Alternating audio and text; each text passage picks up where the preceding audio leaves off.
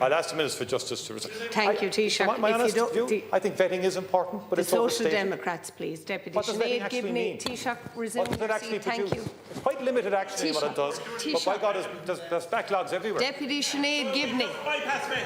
Deputy Kelly, have respect for your colleague whose time you're taking up. Deputy Sinead Gibney. Taoiseach, please stop behaving like a child.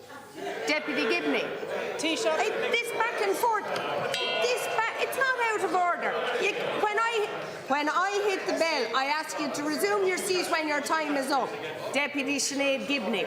Taoiseach, Meta. Well, then don't do it. I've not been interrupting. Deputy Sinead Gibney.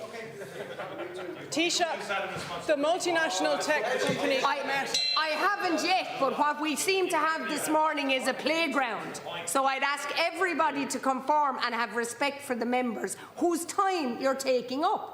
Deputy Sinead Gibney. Taoiseach,